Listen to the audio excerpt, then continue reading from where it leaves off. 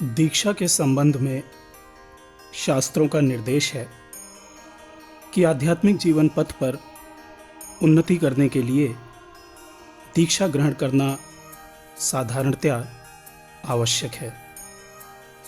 वास्तव में जीव शिव से अभिन्न है। कारण यह स्वयं भगवान है जो जगत में लीला करने के लिए जीव बनकर प्रकट हुआ है। जीव नित्य और भगवत स्वरूप का ही अंश स्वरूप है।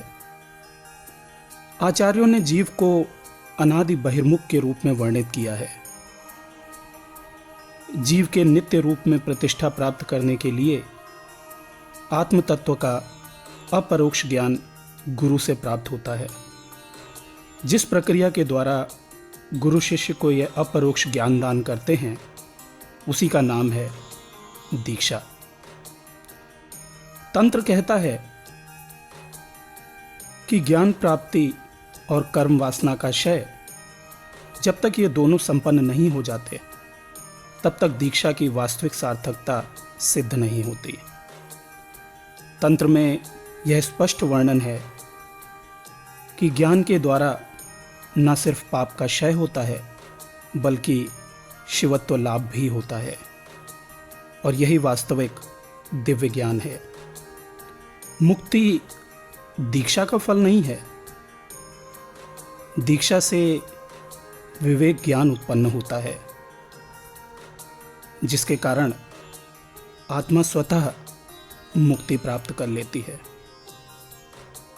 शास्त्र का सिद्धांत है कि जीव दीक्षा के अलावा अन्य किसी उपाय से अज्ञान से मुक्त नहीं हो सकता।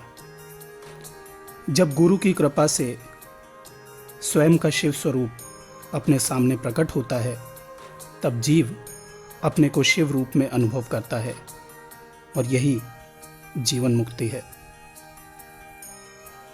सद्गुरु प्रदत्त दीक्षा के मामले में गुरु कृपा से ही जीव का आवरण उन्मुक्त हो जाता है, परंतु चित्त निर्मल ना होने के कारण वह इस सत्ता का अनुभव नहीं कर पाता। इसीलिए साधना आवश्यक है।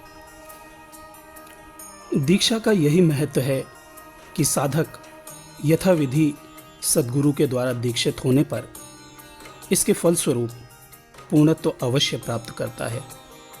जितने मल माया शक्ति के प्रभाव से अपने पूर्ण स्वरूप को ढककर रखते हैं, दीक्षा के द्वारा वे सभी मल धुल जाते हैं। दीक्षा के प्रभाव से पूर्णत्व का उदय होता है, किंतु देहगत और बुद्धिगत मलिनता के कारण उसकी अभिव्यक्ति नहीं होती। साधना के प्रभाव से ज्ञान के उदय तथा अज्ञान के निवृत्त होने पर अनुभूति होने लगती है।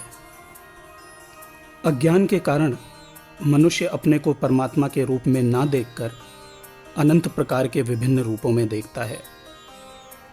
जब यह अज्ञान दूर हो जाता है तब भीतर से ईश्वर से पृथक होने का भाव भी दूर हो जाता है एवं अपने भाव या स्वभाव का स्फुरण होता है। साधना, उपासना आदि के द्वारा चित्त शुद्धि होने पर उक्त स्फुरण का अनुभव अपने आप होने लगता है। दीक्षा के बाद साधना के द्वारा ज्ञान का उदय होता है।